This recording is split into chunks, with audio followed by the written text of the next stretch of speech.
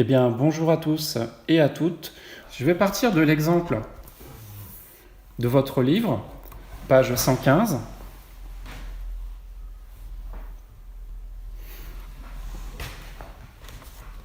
Alors, pour info, donc les coefficients, c'est pas la même équation que dans le contrôle, hein, c'est vraiment celle du livre. Donc, les coefficients, si on va vite, un atome de carbone, ça fait l'affaire. 4 atomes d'hydrogène, seulement 2 atomes d'hydrogène, donc il va falloir envisager 2 fois cette molécule H2O, ce qui nous amène à 2 fois 2 égale 4 atomes d'hydrogène. Ce faisant, on se retrouve maintenant du côté des produits à 2 oxygènes ici, 2 autres oxygènes là, ce qui fait un total de 4. Comme ici, ils sont disponibles 2 par 2 du côté des réactifs pour la molécule de dioxygène, 2 fois 2 égale 4. Donc il faut multiplier par 2 ou prendre 2 fois la molécule. Je les écris pour qu'on les voit bien, coefficient 1 et coefficient 1 devant le dioxyde de carbone. Ce qu'on fait généralement, c'est passer au rapport stoichiométrique. Alors les rapports stoichiométriques, ils concernent bien les quantités de matière, donc N et N. Je vais les écrire uniquement pour les réactifs.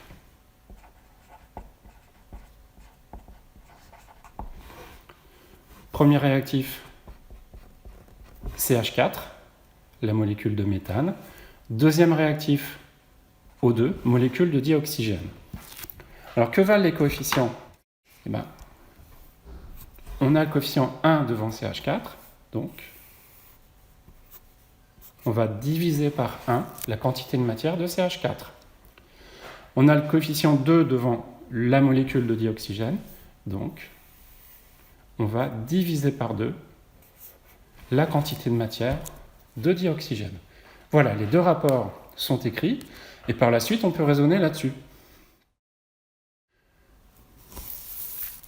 Et ce qui est un peu malheureux dans le livre, et ce qu'on a peut-être tendance à faire quand on fait les cours, c'est qu'on donne un exemple, et l'exemple qui est donné dans le livre, c'est 1 mol de CH4 va réagir avec 2 mol de O2. Alors on va bien marquer les esprits. C'est le pire des exemples à envisager, en fait, quand on y pense. Donc, ça, c'est pas que ce soit faux, mais ça n'aide pas à la compréhension. On va passer à la suite pour bien comprendre ça.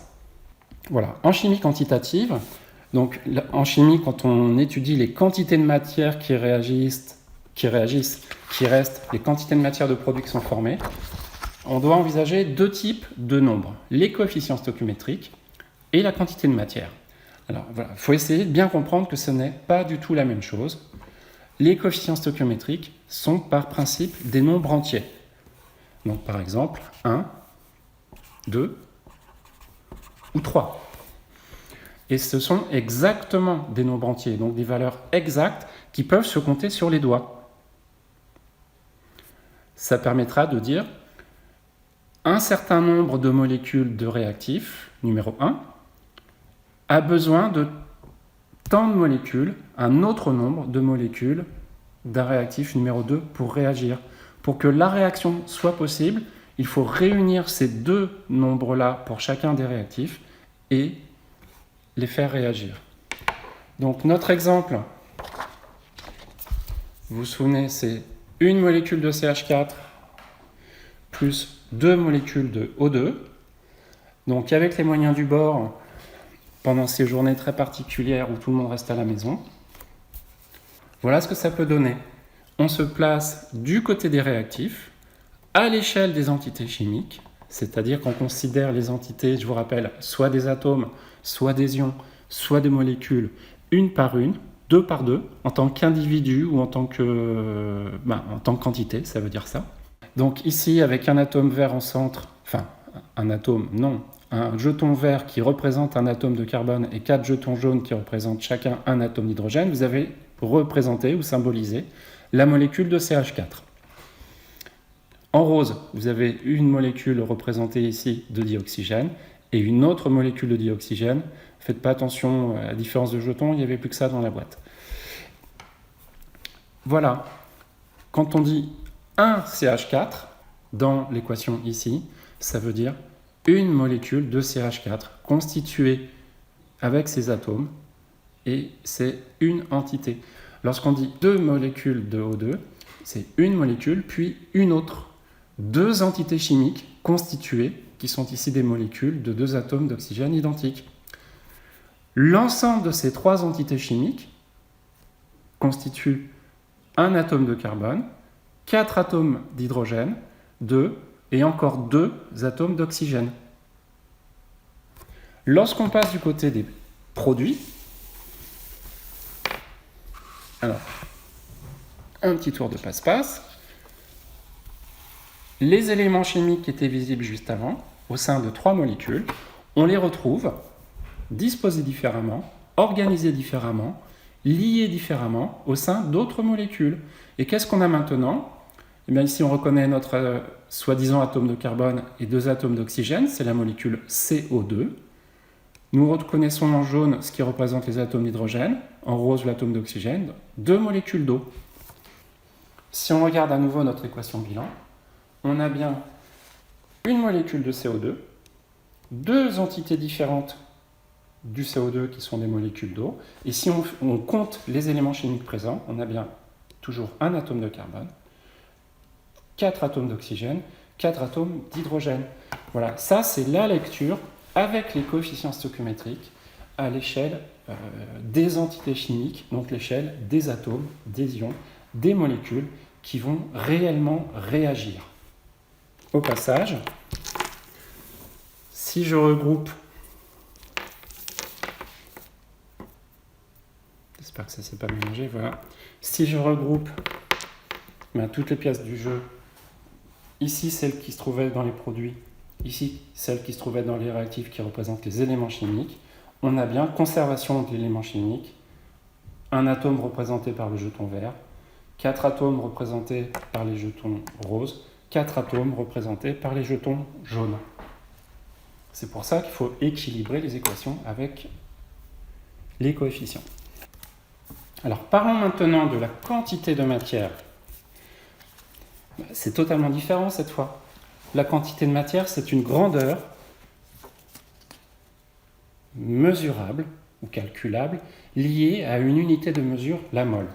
La mole, donc, qui fait partie d'une des 7 unités de mesure du système international des unités, donc le SI, avec le kilogramme, l'ampère, le candela, le kelvin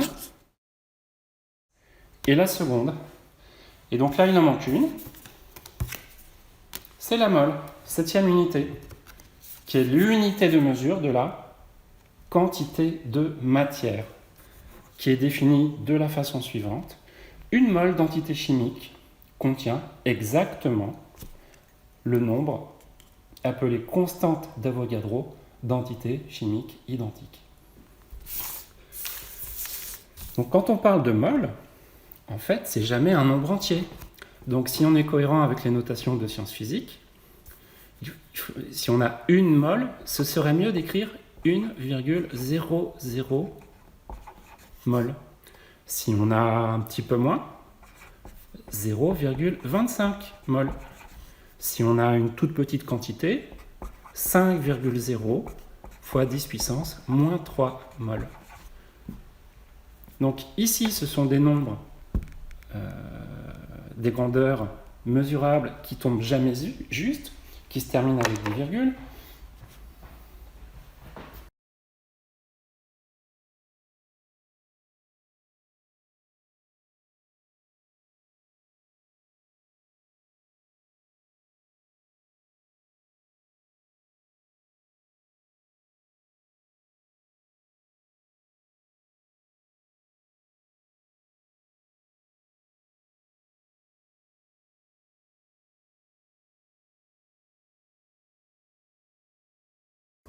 Ça veut dire qu'on a 5 millièmes de mol.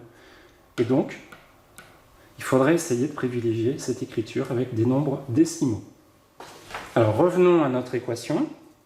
On s'est positionné à l'échelle des entités chimiques, où on parlait d'atomes, d'éléments chimiques, d'ions, de molécules.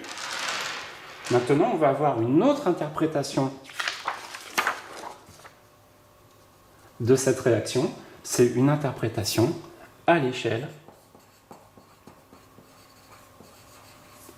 macroscopique, c'est-à-dire l'échelle du laboratoire, l'échelle qui correspond à des quantités de matière qu'on utilise réellement en classe, en TP, en chimie. Alors, reprenons le 1 ici. Le 1 va vouloir dire qu'on prend une certaine dose de CH4. Là, on est du côté des réactifs.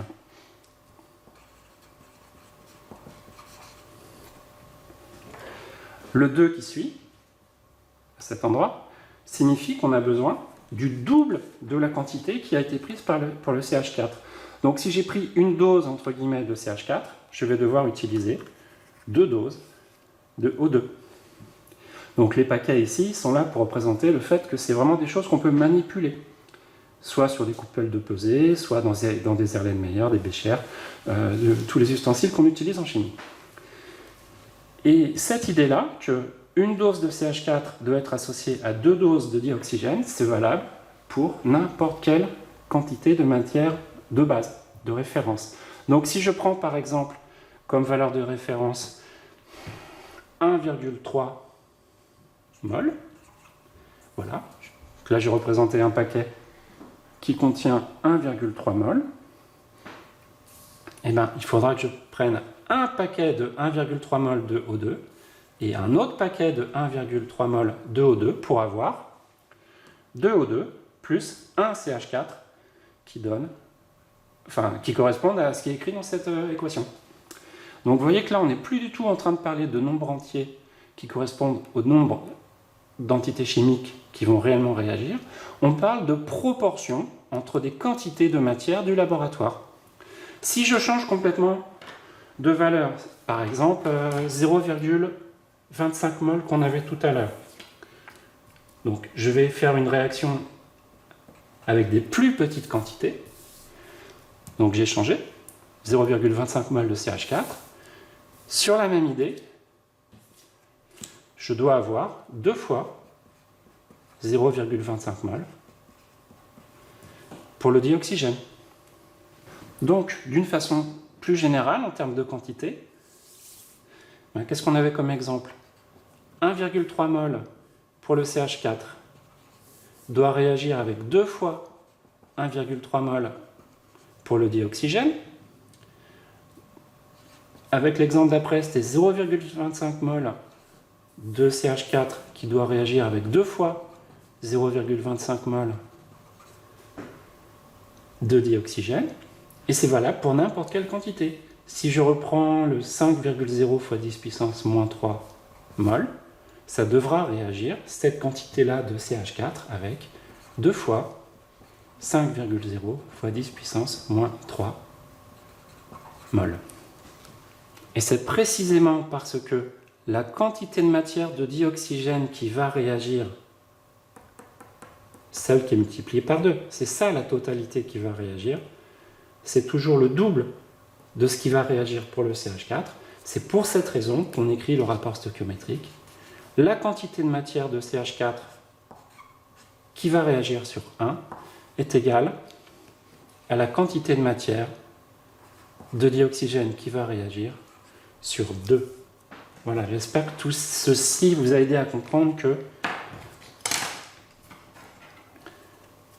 les coefficients qu'on retrouve au dénominateur ici sont des nombres entiers qui correspondent effectivement aux coefficients stoichiométriques et que ce ne sont pas des valeurs qui sont liées aux quantités de matière qui changent à chaque fois, elles.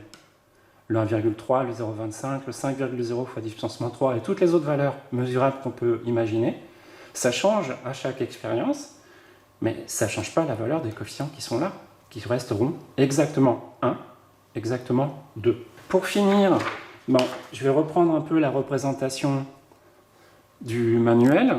On va envisager 2 cas. Le premier, où on aurait, par exemple,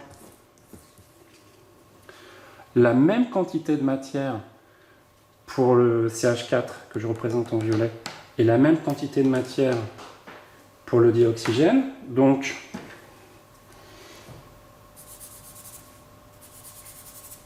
Ah, c'est pas la bonne couleur. Voilà, on représente ici par les deux rectangles, par les quatre rectangles, la quantité de matière. Si on dit qu'ici on est à 0,13 mol, là on sera à 0,26. Et donc, dans cet exemple, on est censé utiliser 0,26 mol de CH4 et 0,26 mol de O2. Seulement, avec l'histoire des paquets de tout à l'heure, qu'il faut un paquet d'une certaine quantité de matière et deux paquets de la même quantité de matière pour le dioxygène, on voit bien qu'ici ça ne colle pas. Au niveau des proportions, ce n'est pas adapté. Donc, si ça, ce sont les quantités disponibles dans l'état initial, qu'on réalise la transformation, c'est ce qui est représenté par la flèche, et qu'on envisage ce qui reste à la fin, eh bien, puisque c'est une dose de CH4 et deux doses de O2 qui réagissent ensemble, il va rester seulement 0,13 mol de CH4.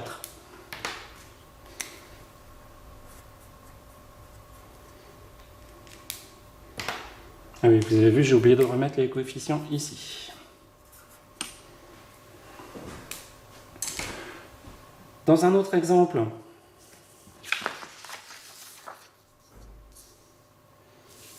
qu'est-ce qu'on va obtenir? Qu'est-ce qu'on va obtenir? Cette fois, je reprends la valeur 0,13.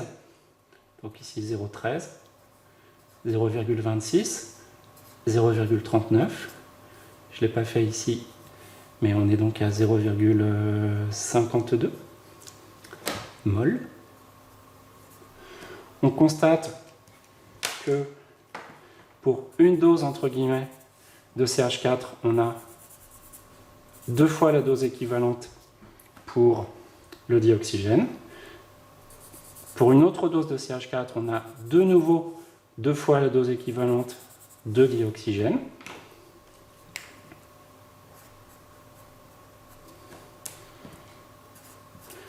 Donc c'est précisément les bonnes proportions.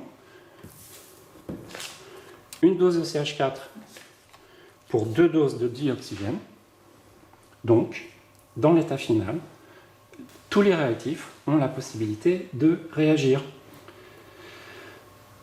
Donc on est sur le principe à 0 mol pour le CH4 dans l'état final, 0 mol pour le dioxygène dans l'état final, et ceci s'appelle les proportions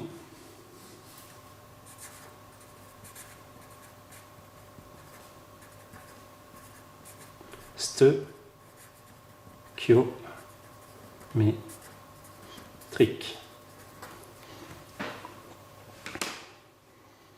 Dans l'exemple juste avant, il reste du CH4, c'est donc le réactif en excès. Et l'autre réactif, celui qui a totalement disparu, est le réactif en défaut ou le réactif limitant. Voilà, j'espère que ça vous aura mieux permis de comprendre pour quelles raisons, même lorsque l'on a une réaction bilan qui est bien équilibrée, comme ici, c'est devenu faux dans la réponse d'après.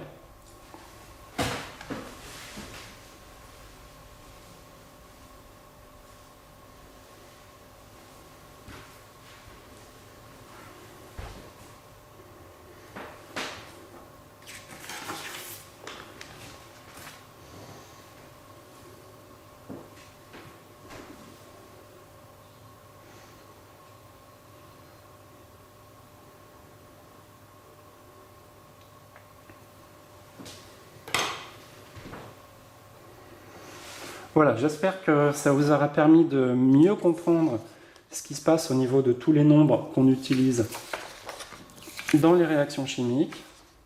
Donc pour le redire vite, lorsqu'on a une équation de bilan qui modélise une transformation chimique, celle-ci doit être équilibrée pour respecter la conservation de la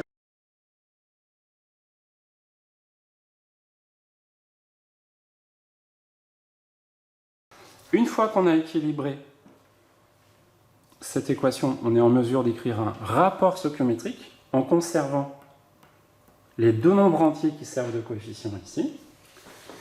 Et c'est ça qui permet de réaliser ensuite des raisonnements sur les quantités en ayant toujours en tête que les réactifs qui réagissent effectivement dans ces proportions-là. Alors attention, dans d'autres réactions, les coefficients vont changer. Ce n'est pas toujours 1 et 2, ça peut être 1 et 3, 1 et 1, et ainsi de suite.